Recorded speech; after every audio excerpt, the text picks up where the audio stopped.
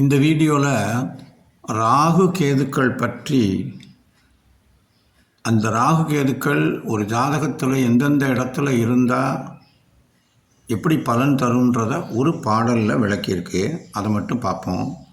ராகுடன் கேதிரண்டில் 4 8 5 10 சேகரம் 12 சென்மத்தில் சேர்ந்து நின்றால் வாகுதாய் பிதுர்கள் சாவாம் மனையாட்டி பூமி நாசம் பாகுசேர் மொழியினாலே பகர்ந்தனர் தமிழ் வல்லோரே என்று சொல்லப்பட்டிருக்கு.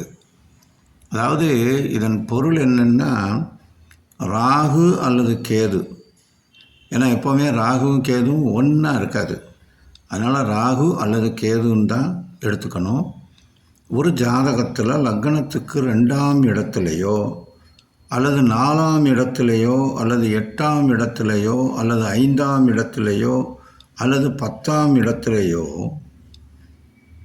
சூரியனோடு சேர்ந்து 12ஆம் இடத்துலையோ, அதுவும் ஒரு ஜென்ம ராசியாக இருந்து அதில் சேர்ந்து நின்றுச்சுன்னா, அதாவது சூரியனோடு சேர்ந்து ஜென்ம ராசியில் இருக்குன்னா அன்றைக்கி அமாவாசை, அன்றைக்கு ராகுவோ அல்லது கேதுவோ இருக்குன்னா ஒருவேளை அது கிரகண நாளாக கூட இருக்கலாம்.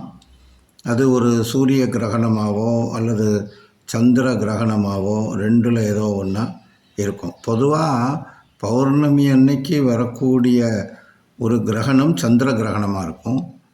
அமாவாசை அன்னைக்கு வரக்கூடிய கிரகணம் சூரிய கிரகணமாக இருக்கும். இதுதான் நியதி.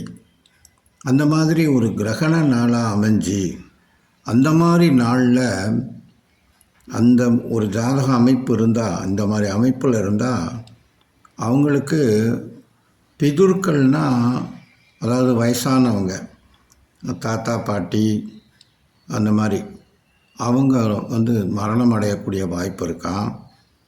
அது மனைவிக்கு பாதிப்புகள் வர்றது, நம்மளுடைய அந்த நிலபுலன் பூமிகள் நாசமடைகிறது, அதுபோக இந்த மாதிரியான நெகட்டிவான ஒரு சில விஷயங்கள் தான் நடக்கும் அப்படின்னு சொல்லி இனிமையான தமிழ்மொழி கற்ற வல்லோர்கள் இந்த ஜோதிட பாடலின் மூலம் பலன்களை உரைத்திருக்கிறார்கள்.